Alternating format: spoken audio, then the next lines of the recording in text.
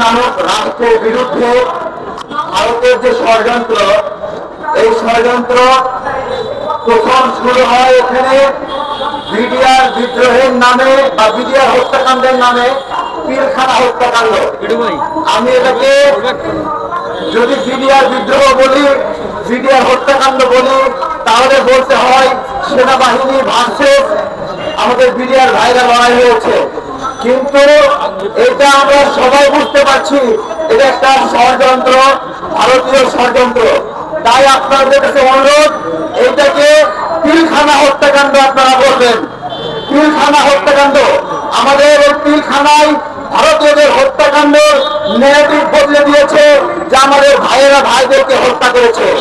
এইখানে যে একটা ষড়যন্ত্র, তার প্রমাণ কিছুক্ষণ আগে আমাদের এখানে আমাদের বোন সেনা কর্মকর্তা তানভীর, তার ওয়াইফ এখানে আছেন, ওনাকে নজরদারি করতে সারাক্ষণ, এবং এখানে এসে ওনার ছবি তোলে, এখানে এসে ছবি তোলে, এখানে গোয়েন্দাগিরি মারাতে আসছে এনএসআইয়ের লোকেরা, বিভিন্ন গোয়েন্দা সংস্থার লোকেরা।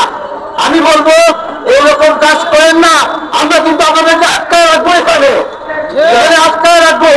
এখানে যদি আপনারা, আমরা এটা গণ অধিকার পরিষদের পক্ষ থেকে উদ্যোগ নেওয়া হলেও আমরা এটা এমন একটা উদ্যোগ নিয়েছি যেখানে নির্দোষ বিডিআর সদস্যরা মুক্তি পাবে, যেখানে প্রকৃত অপরাধীরা সাজা পাবে। এবং আমি ঘৃণা জানাই, যখন সিদ্ধান্ত নিয়েছিল যে তদন্ত কমিশন হবে না, অর্থাৎ শেখ হাসিনা তাদের নামে মামলা দিয়েছে, তাদেরকে দোষী সাব্যস্ত করা হবে।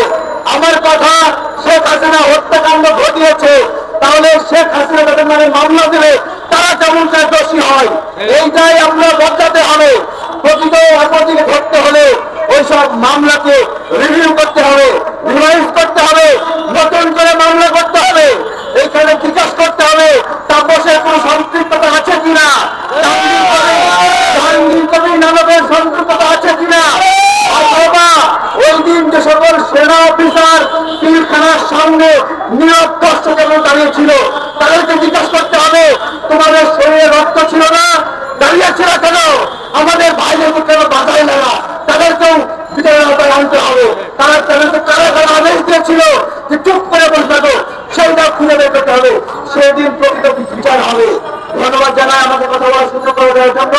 আরো আলোচনা রাখবো তানভীর ভাইয়ের ওয়াইফ, আলোচনা রাখবো অন্যান্য বিজয় সদস্য বক্তব্য রাখবো, আমাদের সেনা অফিসাররা বক্তব্য রাখবেন। আমি চাই বাংলাদেশের সেনা অফিসার, বিডিআর সদস্য সবাই মিলে ঐক্যবদ্ধ হবে এই যে ষড়যন্ত্র, এটাকে মোকাবেলা করতে হবে। এবং আমাদের বিডিআর ছিল সাহসী বিডিআর, যারা প্রতি সন্ধ্যায় বিএসএফ কে চ্যালেঞ্জ করতো, আমরা সেই বিডিআর আবার ফেরত চাই। বক্তব্য শেষ করছি, ধন্যবাদ।